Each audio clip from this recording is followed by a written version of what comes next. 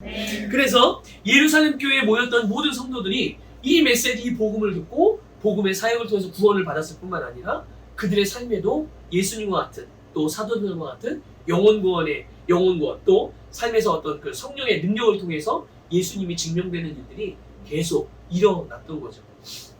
그러면 이들의 모임은 이 예루살렘 교회에서 모이고 딱 흩어지고 끝났느냐? 그게 아니에요. 자, 예루살렘 교회에서 모였잖아요. 집으로 다 돌아가요. 집으로 돌아갈 때는 이들이 혼자 가는 게 아니에요. 혼자 가는 게 아니라 주님과 함께 가.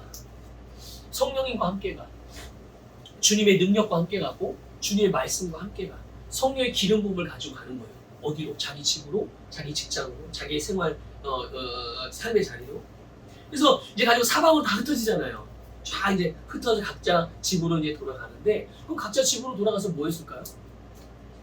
자기도 가사를 돌보고 뭐 여러 가지 일도 했겠죠. 자, 그런데 그들은 집에 가서 또 모여. 집에 가서 또 모여요. 그러니까 예루살렘 교회에서 모인 게 아니라 집에 가서 또 모여. 누구랑? 자기 동네 사는 같은 믿음의 교회들, 에클레시아들이 또 모여. 물론 360일 매일같이 모여서 그러는 건 아니죠. 하지만 그 모임들, 우리가 셀을 가급적이면 우리 셀 모임을 집에서 하게 하는 이유가 바로 이런 거예요. 이런 이유가 있는 거예요. 뭐 교회에서 예배 드리면 굳이 또 교회에서 뭐하러 또 예배를 드려요. 그죠? 그 종교생활 같은, 그러니까 어쩔 수 없이 드리는 예배, 그런 예배를 드릴 필요가 없는 거야. 하나님 받지도 않으시고. 네.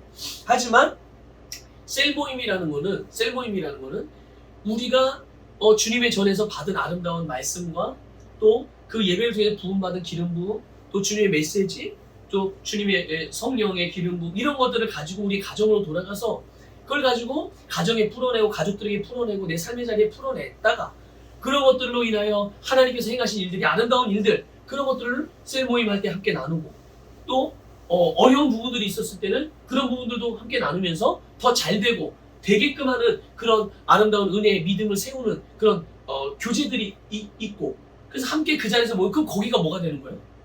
교회가 되는 거예요. 왜냐면 두세 사람이 주님의 이름으로 모였잖아요. 그리고 거기에 성령이 계시잖아요. 아까 말씀드렸죠. 교회는 예수 그리스도와 성령으로 시작돼요. 주님이 계시고 성령이 임하면 그게 교회예요. 그리고 믿음의 사람들이 모이고. 그러니까 이런 부분들이 우리에게 있다는 것을 기억하셔서, 그러니까 사람들이 예루살렘 교회에서만 예배드리는 게 아니라, 거기서 모이는 게 아니라 각자 집으로 돌아가서는 거기서 또 자기들끼리 그 약속한 시간들, 그럴 때 집에서도 모이고, 오늘 이렇게 우리처럼 이런 자기의 일하는 일 터전에서도 모이고, 아니 그게 여의치 않으면 또 광장 같은데, 공원 같은데 그런 데서도 모이고. 거기서 뭐 했을까요? 아까 말씀드린 거죠.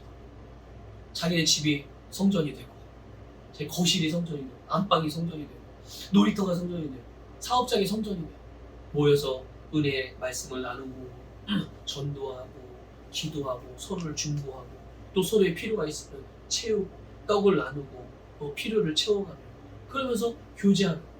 근데 그러니까 그들이 있었던 곳이 성전이기도 하고, 그들이 있었던 곳이 교육관이 되기도 하고, 그들이 있었던 곳이 카페가 되기도 하고, 여러 가지 그런 모습.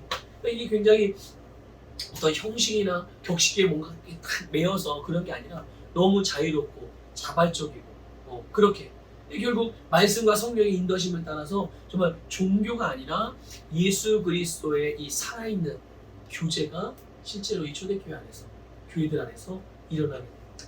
영혼이 구원받고 마음과 육신이 치유되고 인생의 목적을 찾게 되고 비전을 발견하고, 그러니까 주님의 진리, 이 주님의 사랑, 주님의 능력을 경험하는 교회가 바로 이 초대교회입니다.